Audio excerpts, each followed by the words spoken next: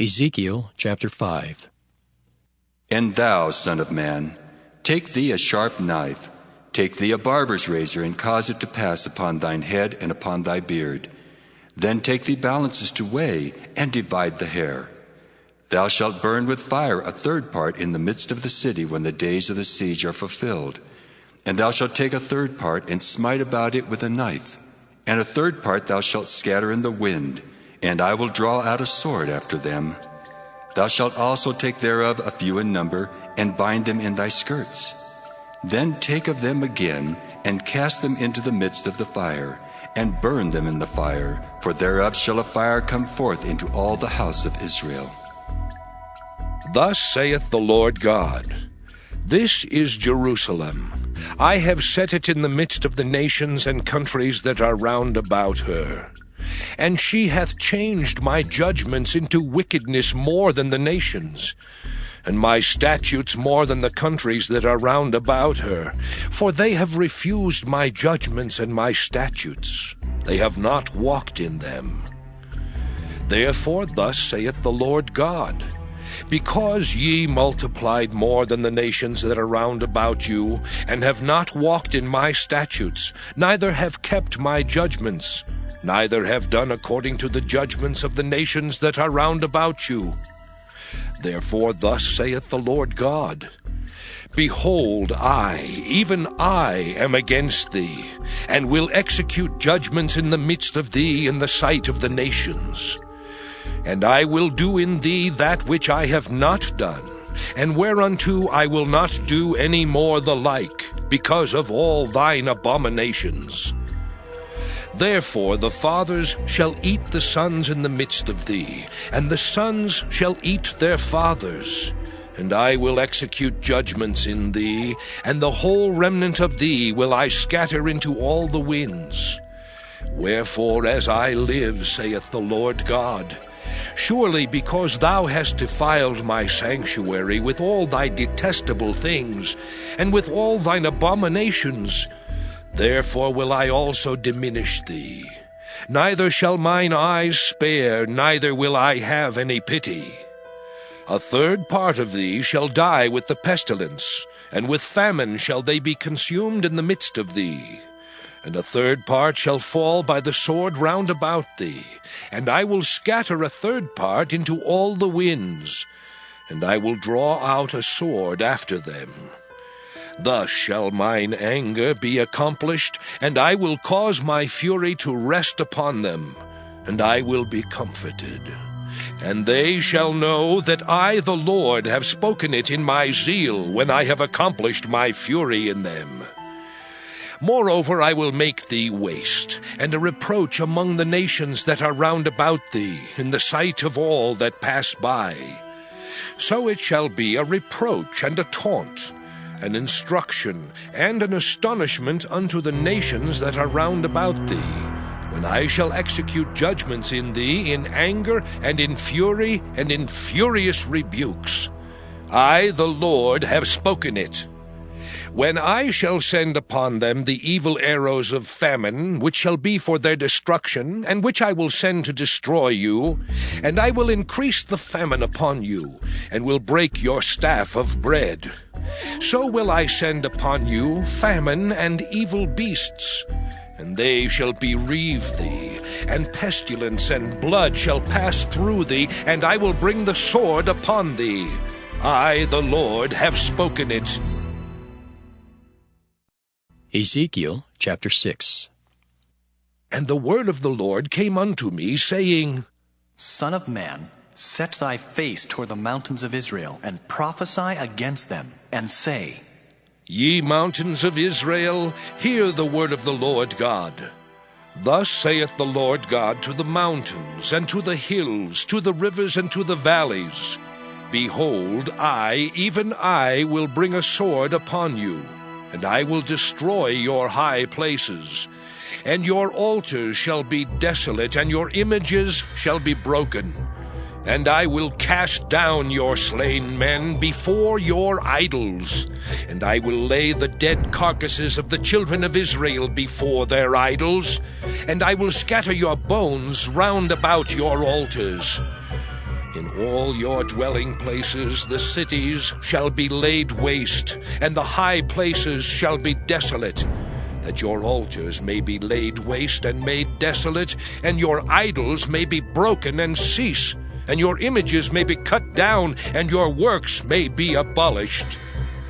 And the slain shall fall in the midst of you, and ye shall know that I am the Lord.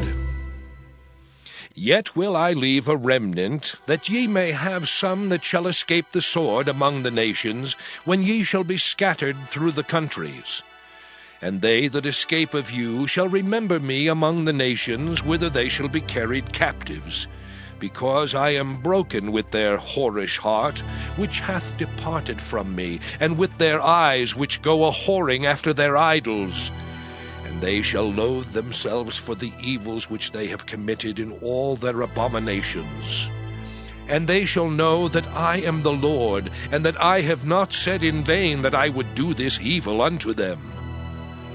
Thus saith the Lord God, Smite with thine hand, and stamp with thy foot, and say, Alas, for all the evil abominations of the house of Israel! For they shall fall by the sword, by the famine, and by the pestilence. He that is far off shall die of the pestilence, and he that is near shall fall by the sword, and he that remaineth and is besieged shall die by the famine. Thus will I accomplish my fury upon them. Then shall ye know that I am the Lord, when their slain men shall be among their idols round about their altars, upon every high hill, in all the tops of the mountains, and under every green tree, and under every thick oak, the place where they did offer sweet savour to all their idols. So will I stretch out my hand upon them, and make the land desolate, yea, more desolate than the wilderness toward Diblath in all their habitations. And they shall know that I am the Lord. Ezekiel chapter 7. Moreover the word of the Lord came unto me, saying, Also, thou son of man, thus saith the Lord God unto the land of Israel, the end is come upon the four corners of the land.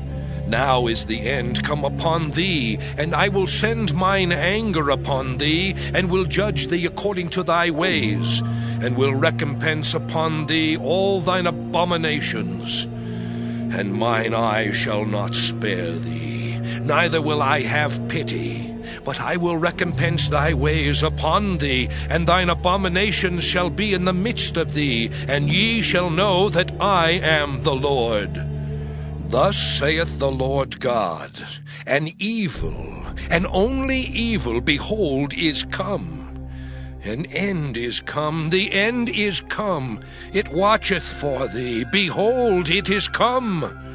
The morning is come unto thee, O thou that dwellest in the land. The time is come, the day of trouble is near, and not the sounding again of the mountains. Now will I shortly pour out my fury upon thee, and accomplish mine anger upon thee, and I will judge thee according to thy ways, and will recompense thee for all thine abominations. And mine eye shall not spare, neither will I have pity. I will recompense thee according to thy ways and thine abominations that are in the midst of thee. And ye shall know that I am the Lord that smiteth. Behold the day, behold, it is come. The morning is gone forth, the rod hath blossomed, pride hath budded. Violence is risen up into a rod of wickedness. None of them shall remain, nor of their multitude, nor of any of theirs, neither shall there be wailing for them. The time is come, the day draweth near. Let not the buyer rejoice, nor the seller mourn, for wrath is upon all the multitude thereof. For the seller shall not return to that which is sold, although they were yet alive. For the vision is touching the whole multitude thereof, which shall not return. Neither shall any strengthen himself in the iniquity of his life. They have blown the trumpet, even to make all ready, but none goeth to the battle. For my wrath is upon all the multitude thereof.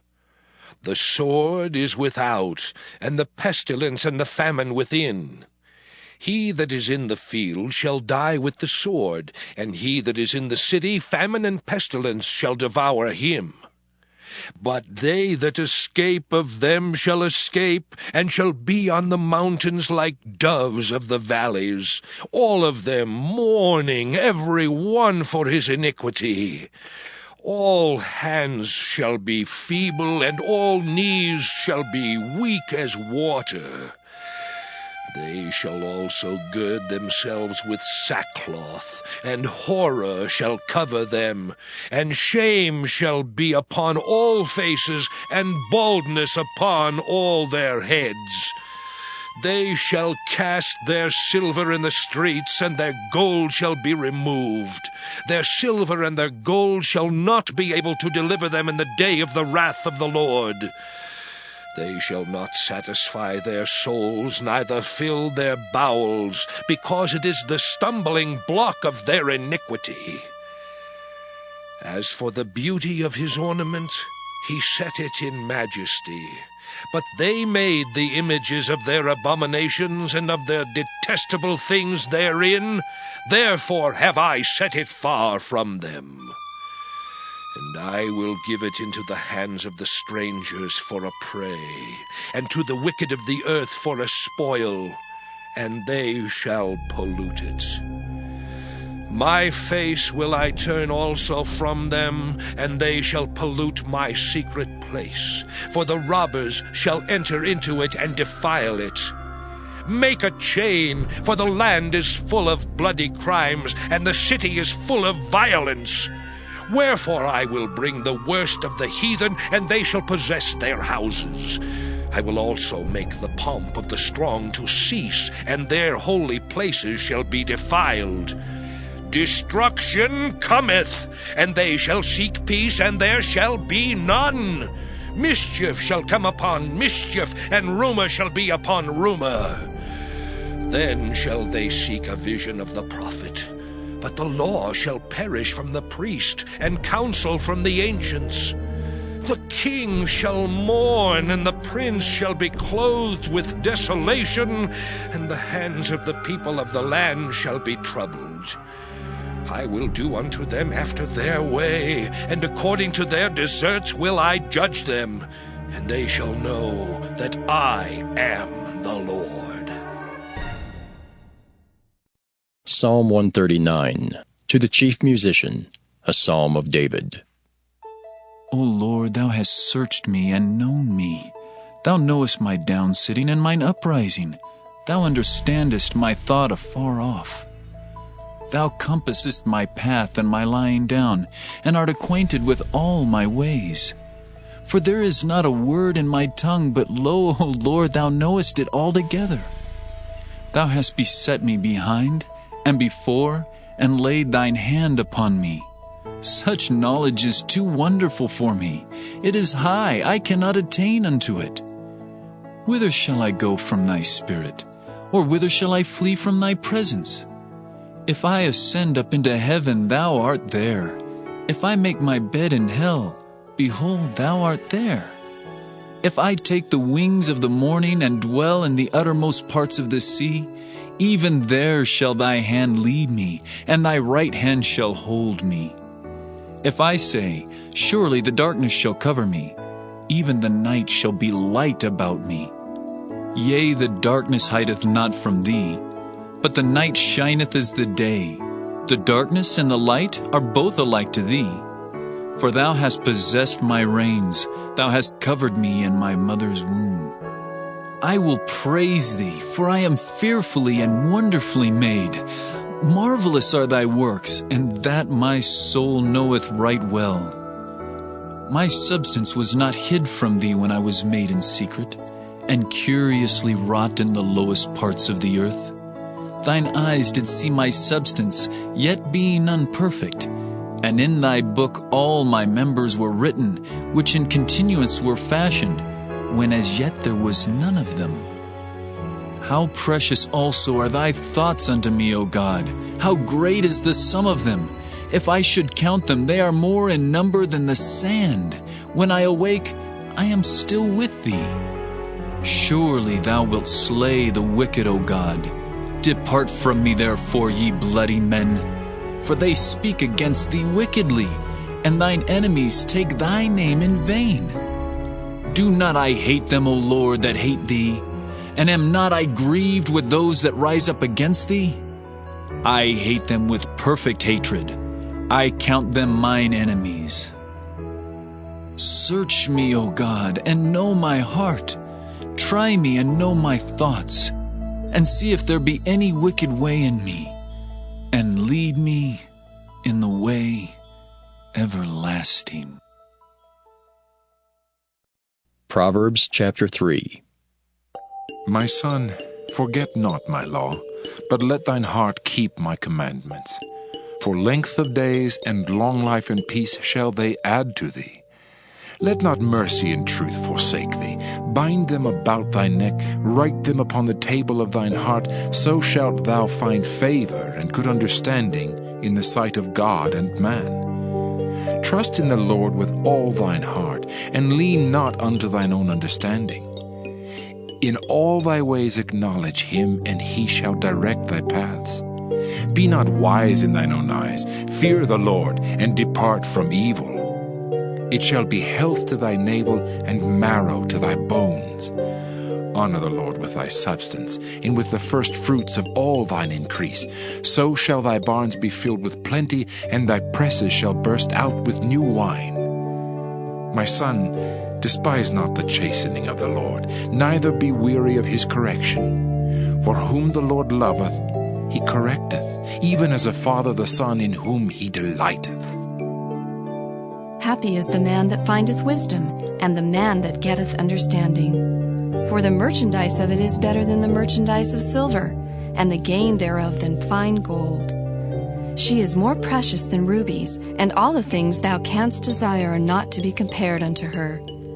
Length of days is in her right hand, and in her left hand riches and honor. Her ways are ways of pleasantness, and all her paths are peace. She is a tree of life to them that lay hold upon her, and happy is every one that retaineth her. The Lord by wisdom hath founded the earth, by understanding hath he established the heavens. By his knowledge the depths are broken up, and the clouds drop down the dew. My son, let not them depart from thine eyes. Keep sound wisdom and discretion. So shall they be life unto thy soul, and grace to thy neck. Then shalt thou walk in thy way safely, and thy foot shall not stumble.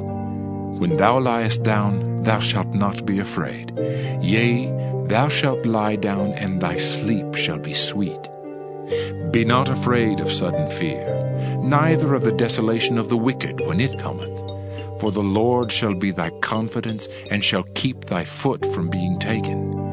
Withhold not good from them to whom it is due, when it is in the power of thine hand to do it. Say not unto thy neighbor, Go and come again, and tomorrow I will give, when thou hast it by thee. Devise not evil against thy neighbor, seeing he dwelleth securely by thee. Strive not with a man without cause, if he have done thee no harm. Envy thou not the oppressor, and choose none of his ways, for the froward is abomination to the Lord, but his secret is with the righteous. The curse of the Lord is in the house of the wicked, but he blesseth the habitation of the just. Surely he scorneth the scorners, but he giveth grace unto the lowly.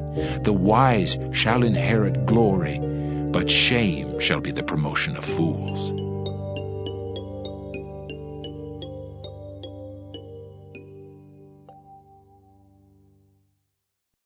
John 11. Now a certain man was sick, Lazarus of Bethany, the town of Mary and her sister Martha.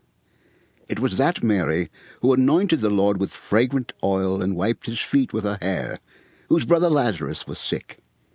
Therefore the sisters sent to him, saying, Lord, behold, he whom you love is sick.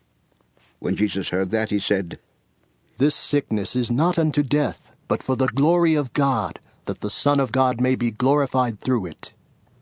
Now Jesus loved Martha and her sister and Lazarus. So when he heard that he was sick, he stayed 2 more days in the place where he was.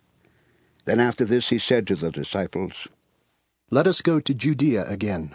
The disciples said to him, "Rabbi, lately the Jews sought to stone you, and are you going there again?" Jesus answered, "Are there not 12 hours in the day? If anyone walks in the day, he does not stumble, because he sees the light of this world. But if one walks in the night, he stumbles, because the light is not in him." These things he said, and after that he said to them, "Our friend Lazarus sleeps, but I go that I may wake him up." Then his disciples said, "Lord, if he sleeps, he will get well." However, Jesus spoke of his death, but they thought that he was speaking about taking rest in sleep. Then Jesus said to them plainly, "Lazarus is dead, and I am glad for your sakes that I was not there, that you may believe. Nevertheless, let us go to him." Then Thomas, who was called Didymus, said to his fellow disciples, "Let us also go, that we may die with him." So when Jesus came, he found that he had already been in the tomb 4 days. Now Bethany was near Jerusalem, about 2 miles away. And many of the Jews had joined the women around Martha and Mary, to comfort them concerning their brother. Then Martha, as soon as she heard that Jesus was coming, went and met him, but Mary was sitting in the house. Then Martha said to Jesus, "Lord, if you had been here, my brother would not have died. But even now I know that whatever you ask of God, God will give you." Jesus said to her, "Your brother will rise again." Martha said to him, "I know that he will rise again in the resurrection at the last day." Jesus said to her, "I am the resurrection and the life. He who believes in me, though he may die, he shall live. And whoever lives and believes in me shall never die. Do you believe this?" She said to him, "Yes, Lord. I believe that you are the Christ, the Son of God, who is to come into the world." And when she had said these things, she went her way and secretly called Mary her sister, saying, "The teacher has come and is calling for you." As soon as she heard that, she arose quickly and came to him. Now Jesus had not yet come into the town, but was in the place where Martha met him. Then the Jews who were with her in the house and comforting her, when they saw that Mary rose up quickly and went out, followed her, saying, "She is going to the tomb to weep there." Then, when Mary came where Jesus was and saw him, she fell down at his feet, saying to him, "Lord, if you had been here, my brother would not have died." Therefore, when Jesus saw her weeping, and the Jews who came with her weeping, he groaned in the spirit and was troubled. And he said, "Where have you laid him?" They said to him, "Lord, come and see." Jesus wept. Then the Jews said, "See how he loved him." And some of them said, "Could not this man who opened the eyes of the blind also have kept this man from dying?" Then Jesus, again groaning in himself, came to the tomb. It was a cave, and a stone lay against it. Jesus said, "Take away the stone." Martha, the sister of him who was dead, said to him, "Lord, by this time there is a stench, for he has been dead 4 days." Jesus said to her, "Did I not say to you that if you would believe, you would see the glory of God?" Then they took away the stone from the place where the dead man was lying. And Jesus lifted up his eyes and said, "Father, I thank you that you have heard me, and I know that you always hear me. But because of the people who are standing by, I said this, that they may believe that you sent me." Now when he had said these things, he cried with a loud voice, "Lazarus, come forth!" And he who had died came out bound hand and foot with grave clothes, and his face was wrapped with a cloth. Jesus said to them, "Loose him and let him go." Then many of the Jews who had come to Mary and had seen the things Jesus did believed in him. But some of them went away to the Pharisees and told them the things Jesus did. Then the chief priests and the Pharisees gathered a council and said, "What shall we do? For this man works many signs. If we let him alone like this, everyone will believe in him, and the Romans will come and take away both our place and nation." And one of them, Caiaphas, being high priest that year, said to them, "You know nothing at all, nor do you consider that it is expedient for us that one man should die for the people, and not that the whole nation should perish." Now this he did not say on his own authority, but being high priest that year, he prophesied that Jesus would die for the nation, and not for that nation only, but also that he would gather together in one the children of God who were scattered abroad. Then from that day on they plotted to put him to death. Therefore Jesus no longer walked openly among the Jews, but went from there into the country near the wilderness, to a city called Ephraim, and there remained with his disciples. And the Passover of the Jews was near, and many went from the country up to Jerusalem before the Passover, to purify themselves. Then they sought Jesus, and spoke among themselves as they stood in the temple, "What do you think? That he will not come to the feast?" Now both the chief priests and the Pharisees had given a command, that if anyone knew where he was, he should report it, that they might seize him